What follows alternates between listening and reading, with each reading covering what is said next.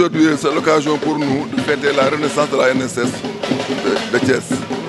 C'est l'occasion pour nous aussi de manifester, de remercier le chef de l'État pour vraiment la volonté politique qu'il a fortement exprimée et qu'il a concrètement réalisée. Pour l'instant, nous sommes au niveau d'une soixantaine, mais à terme, nous allons arriver certainement à plus de 400. Et le matériel est disponible actuellement.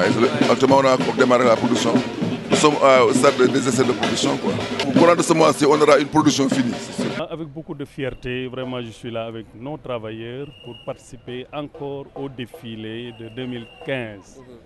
Et nous l'avons dit dans notre déclaration, Gatchi Ngalama à Macky Sall, vraiment qui n'a ménagé aucun effort pour la relance du textile dans son ensemble au Sénégal. Vraiment, aujourd'hui, on est très fiers d'être parmi les travailleurs pour encore reprendre notre place dans le rang de ceux qui défilent pour la fête du 1er mai. Après une décennie de fermeture, vraiment une décennie de souffrance, aujourd'hui nous sommes là. L'usine actuellement tourne, le brouhaha des machines, on les entend partout, on l'entend partout. Alors les travailleurs reprennent le chemin et vraiment c'est avec beaucoup de fierté que tout Thiès reçoit cette information et ça fait grand plaisir, ça fait grand soulagement. Actuellement, c'est ce qui s'active au niveau de l'entreprise. Ils sont au nombre de combien? Bon, actuellement, on est en train de faire une reprise graduelle. Et actuellement, nous pouvons compter 60 à l'intérieur. Et dès lundi, le recrutement continue. Et le projet, actuellement, je sais que d'ici fin mai ou plus tard, les 400 travailleurs reprennent. Alors, vont reprendre. Et également, maintenant, le recrutement nouveau va s'opérer le plus rapidement possible. C'est un excellent projet. Et quels sont les produits qui sont disponibles que vous fabriquez au niveau de l'usine? Bon, actuellement, c'est la FTT qui tourne. La FTT tourne, le produit, la matière première sort.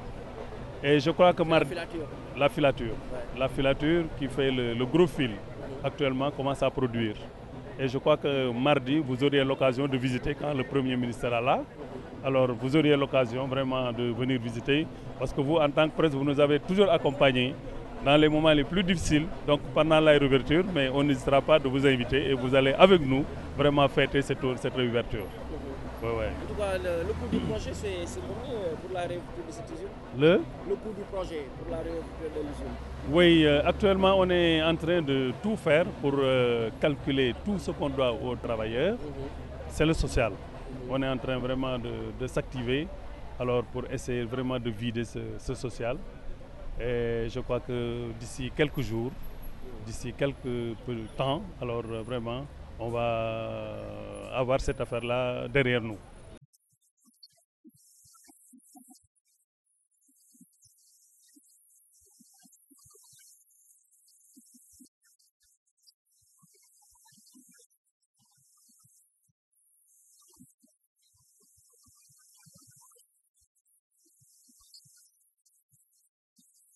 Syndicale par ma voix vous souhaite la bienvenue sur cette terre cayorienne de Thiès, ville aux deux gares, berceau des luttes syndicales du Sénégal. Aujourd'hui, tous les travailleurs et toutes les travailleuses de notre circonscription administrative, debout comme un seul homme, n'attendent de votre autorité que l'orientation à suivre pour participer à tous les secteurs de notre économie à l'édification du Sénégal émergent. Monsieur le gouverneur, à l'instar de la communauté internationale, la coalition des centrales syndicales des travailleurs et travailleuses du Sénégal, composée de la CNTS FC, de la CSA, de l'UDTS et de l'UNSAS, célèbre ce 1er mai 2015 la fête internationale du travail. Cette année, malgré le caractère sobre mais solennel de la manifestation, les 5 centrales les plus représentatives du Sénégal, membres de CSI, réaffirment leur volonté de poursuivre le processus irréversible d'unification du mouvement syndical sénégalais. Bon, à ma qualité de secrétaire général du syndicat Sutrail de la CNTS FC, représentant de la Confédération des centrales de la CNTS FC, nous vous donnons nos cahiers de doléances et vous souhaitons aussi une bonne lecture. Et espérons aussi qu'avec votre diligence, qu'on puisse au moins se retrouver sur ces points de revendication afin de trouver des solutions aux préoccupations des travailleurs et des Sénégalais. Merci. Saluer toute l'Assemblée et surtout féliciter les travailleurs. Parce qu'il ne faudrait pas qu'on oublie qu'avant tout, que le 1er mai, c'est la fête des travailleurs. Les travailleurs, comme on le sait tous, sont au cœur de l'indépendance d'un pays, d'une nation. Parce que pour qu'un pays puisse être indépendant, il faudrait qu'il puisse se prendre en charge. Et cette prise en charge, on peut dire que l'élément le plus important dans cette prise en charge, c'est d'abord le facteur travail. Je ne reviendrai pas sur toutes les théories marxistes que nous avons eu à développer quand on était étudiants sur l'importance de la lutte par rapport aux différents paradigmes, ce qui revient au capital, ce qui revient au travail. Mais le travailleur est indispensable dans tout système productif. Le président de la République, Macky Sall, veut faire du Sénégal un pays émergent. Cela signifie une consolidation et ça signifie aussi une création d'emplois. Et c'est pour tout cela que quand on est là devant vous le 1er mai, avant tout, nous rendons hommage à vous, mais nous rendons hommage à tous les pionniers qui, depuis très longtemps, ont fait, comme vous l'avez si bien dit, de Thiès cette rampe de lancement. Je pense que quand on est à Thiès et qu'on parle du 1er mai, qu'on parle de la fête des travailleurs, on ne peut pas ne pas penser à ces vaillants cheminots de par le passé et à leurs dignes héritiers jusqu'à aujourd'hui. Donc je voudrais donc avoir une pensée pour tous ceux qui peut-être étaient là avant, jusqu'à l'année dernière et qui sont ici aujourd'hui pour partager avec vous une pensée pieuse pour eux et leur souhaiter vraiment un repos éternel, mais aussi vous dire toute notre disponibilité pendant cette fête du travail, pour cette fête du travail, mais après, comme vous l'avez dit, pour un examen diligent du cahier des doléances. Nous avons reçu ce cahier. Nous avons en face de nous toutes ces pancartes qui illustrent très bien l'essentiel des questions qui sont vos préoccupations. J'ai vu quelques Ndiayennes qui brandissent des miches de pain. Ça signifie que la boulangerie n'est pas épargnée non plus. Donc de ce point de vue, il faudrait que je vous rassure. L'examen du cahier des doléances est une obligation pour les autorités administratives. Parce que justement, cet examen traduit notre volonté de collaborer avec vous pour identifier avec vous les différentes difficultés. Maintenant, cela signifie qu'à l'issue de cet examen, il y a des questions qui seront à hauteur de nos compétences. Nous allons pouvoir faire prendre les mesures de redressement. Pour les questions qui sont, je puis dire, extra par rapport à nos compétences, nous allons les transmettre à qui de droit pour un examen diligent. Mais je pense qu'il n'est pas besoin, dans le contexte actuel, après de manifester, de réitérer la volonté de M. le Président de la République, de M. le Premier ministre et du gouvernement d'examiner. Maï Mamadou Souleyba, secrétaire administratif bu UTS nekk Senelec Touba. Ñun nag suñu li ñu metti mooy ci condition de travail yi ñu nekk moom la ñuy xeex nii pour ñu jóge ci. ñun nag ñu suñu syndicat dafa affilié wu ci CNTS bu Modou Guiro moom lañ àndal suñuy condition de travail yi nga xam ne nii nag moo di ñun amuñu IPRES amuñu IPM amuñu heure supplémentaire amuñu congé dañuy liggéey du 1er au 31 décembre di liggéey altine ba samedi 1er mai bii sax xanaa tey la waaye dañ ko daan liggéey fête du travail dañ ko daan liggéeyloo par force léegi nag bi ñu demee CNTS ñoo ñu won yoon bi léegi ñun nag problème yooyu yëpp lañ bëgg ñu jëlee ñu ci. ñun ñoo nekk Senelec yor recouvrement bi yor relève bi période bii nag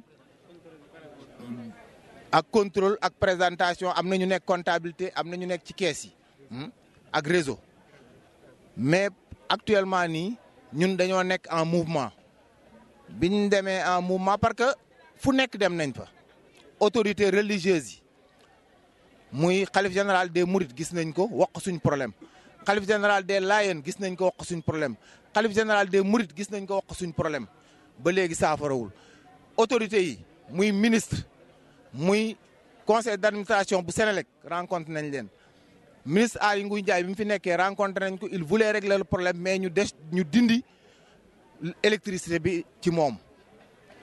léegi nag ñun dañuy laaj Pape Dieng ban doole la am ba vraiment kenn du wax Sénélec moom li ko neex lay def di jël ay nit ñu ko neex di leen embaucher su fekkee ne mooy mënut a jël bu mu jël kenn lu tax muy jël ay doomam ay neveu ay jarbaatam di dugal ñoo xam ne amuñu diplôme amuñu dara ñun mu bàyyi ñu fi mais c'est pas normal ñu def fi ay 15 ans ay 20 ans d'autres 10 ans mu bàyyi ñu fi di jël ñu ko neex toog ba mu neex ko aussi comme dugg nañ ci am nañ suñ syndicat dem affilié wu à CNTS mu ñuy dàq abusivement sans ku deful dara nga xëy rek dàq leen comme ça mais loolu aussi verbalement loolu fan la ko teg.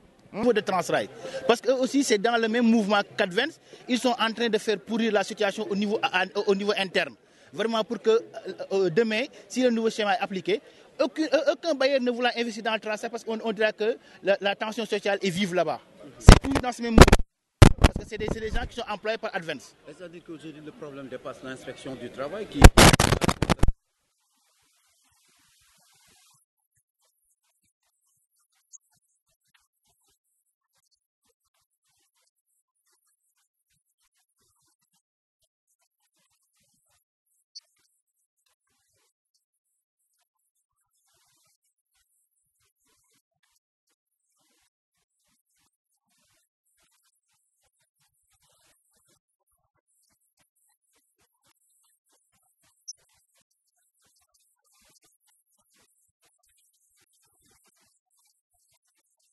Je suis Ousmane Ndiaye, le secrétaire général du syndicat de base de la mine, ICS Mine.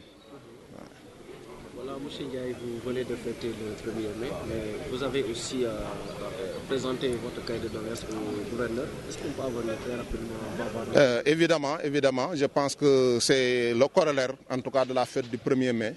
Les travailleurs, avant quand même que la fête ne vienne, se préparent à déposer des cahiers de doléances.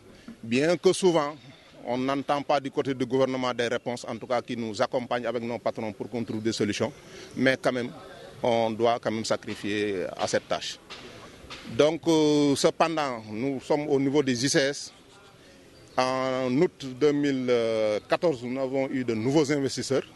Vous aviez eu le combat que nous avions mené avec vous, parce que c'est vous-même qui relayez nos préoccupations. Donc, effectivement, l'État est venu avec un nouveau repreneur. Du nom de Indorama, c'est un groupe indonésien qui est présent pratiquement dans 24 pays à travers le monde. Donc il semble être puissant. Mais à la lumière de ce qu'on a vu, c'est quand même encore des choses à attendre. Parce que du côté, comme vous le savez, de la protection sociale quand même, ils sont parvenus à venir à niveau. Les IPM que vous entendez dont on souffrait a été rétabli. Le problème de la caisse de sécurité sociale a été rétabli. Le problème de l'IPRES a été rétabli. Donc tout ce qui nous reste avec eux, c'est les problèmes de sécurité. Les problèmes de sécurité, le contrôle réglementaire des installations et la dotation de pays, comme on le dit, en équipement de protection individuelle et collective au niveau des travailleurs. Donc cependant, on a eu des rencontres avec les responsables attitrés qui nous ont promis quand même de régler cette situation. Mais nous attendons encore et nous sommes impatients. Parce que vous savez très bien que si on veut se battre à ramener les productions au niveau d'antan, en tout cas au niveau qui nous permette de faire des profits, en tout cas pour l'entreprise et pour l'État du Sénégal et pour les travailleurs, il faudra que les travailleurs soient dans de bonnes conditions de travail. Parce que sans conditions de travail, rien ne peut se faire. Et nous avons constaté, nous venons tout juste de clôturer le mois de la prévention, comme vous le savez. Peut-être qu'il y a beaucoup plus d'écho au niveau de la région de Dakar. Mais je pense que dans les jours à venir, on s'est concerté pour que les mois à venir, dans les années prochaines, que les gens délocalisent dans les entreprises, dans les régions, pour que la question de la prévention des risques professionnels soit très bien prise en compte. Nous savons que le secteur des mines et le secteur des chimies est un secteur accidentogène. Vous en êtes témoin parce que ces années passées, lorsqu'on n'avait plus, en tout cas, des moyens pour subvenir à ces questions de santé, on a frôlé les catastrophes ici. Parce qu'on a eu des accidents à n'en plus finir. Donc là aussi, on attend encore le gouvernement pour qu'ils nous accompagnent, pour qu'ils parlent à ces repreneurs-là. Parce qu'ils ont une tradition anglo-saxonne. C'est vrai qu'ils nous disent qu'ils sont certifiés ISO 18000, c'est une certification en tout cas qui gère la santé et la sécurité des travailleurs. Mais nous, on dit plus près. Nous, on est au Sénégal. Nous sommes un pays où il y a des décrets et des lois qui gèrent de manière parfaite la santé et la sécurité des travailleurs dans les entreprises.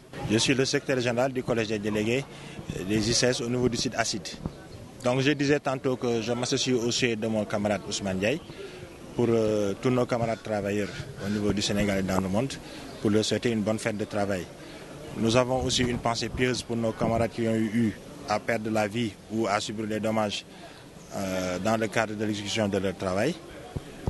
Donc ce que je voulais apporter comme complément à ce que mon camarade a dit, c'est que comme vous le savez, effectivement nous avons été recapitalisés au mois d'août 2014. Donc nous avons eu un nouveau repreneur qui, si on s'en tient donc au papier, parce qu'ils sont certifiés ISO 9001 pour la qualité, ils sont certifiés ISO 14001 pour la protection de l'environnement, ils sont certifiés ISO 18001 pour la santé et la sécurité au travail. Donc ça peut présager d'un avenir radieux pour nous. Mais par contre, comme il l'a dit tantôt, donc pour le moment c'est un démarrage. Nos principaux problèmes qui étaient là, c'était des problèmes de pièces de rechange, un défaut d'investissement. Ils ont promis d'investir, mais nous vous rappelons quand même qu'en 2008, on avait été recapitalisé pour à peu près la même somme. Des investissements avaient été donc dégagés pour ça, mais ça n'a pas suivi comme cela se devait. Donc actuellement, ce qu'il faut pour la capitalisation, c'est un bon suivi. Suivre les investissements, suivre la préservation du patrimoine des ICS. Tantôt, mon camarade a parlé donc de la sous-traitance, mais la sous-traitance à outrance, nous l'avons déjà connue avec l'ancien repreneur. Qui doit s'occuper de ce suivi? L'État, parce qu'il y a un comité de suivi qui a été créé, donc l'État du Sénégal et les travailleurs. Il faut forcément y associer les travailleurs, parce que quand même quand la crise est intervenue, ce sont les travailleurs qui ont tiré sur la sonnette d'alarme. Donc il leur revient de droit de participer au suivi des investissements, surtout qu'ils le vivent directement sur les sites, et aussi pour la sauvegarde donc, du patrimoine des ICS. Donc on a eu à sous-traiter une partie du décapage de la mine qui a coûté beaucoup d'argent, 60 milliards. Si ces 60 milliards avaient été investis au niveau des ICS, on n'aurait pas besoin de repreneur aujourd'hui. Donc il ne faut pas qu'on nous parle de sous-traitance à outrance, surtout qu'il y a la préférence nationale. L'autre aspect, c'est qu'on a investi, on a recapitalisé. Le repreneur est venu avec 66% du capital. Pratiquement, ils ont racheté les actions de l'ancien repreneur. Néanmoins, ils sont partis, juste 3 mois après, ils sont partis à 78% des actions. Donc ça veut dire que l'État est resté à 15% toujours. Ils ont racheté des actions de notre partenaire IFCO. Donc, qu'est-ce que l'État du Sénégal gagne dans cette affaire? Il va falloir donc qu'il y ait un suivi pour préserver le patrimoine des ICS, préserver les emplois. Donc, comme il a dit tantôt, nous sommes à moins 700 environ sur l'effectif et le chômage est là. On nous parle de création d'emplois, donc ce sont des postes à pourvoir. Une chose aussi est sûre, on parle de reprise, de relance. C'est sûr qu'il y aura une réorganisation. Mais aussi, il faut qu'il y ait une bonne réorganisation. Bien définir les centres de décision, donc assurer le respect des procédures. ICS a quand même toutes les procédures écrites et nous sommes une référence. ICS a été une référence dans le passé, donc c'est ce que nous attendons du repreneur, que ICS retrouve sa place dans le temps.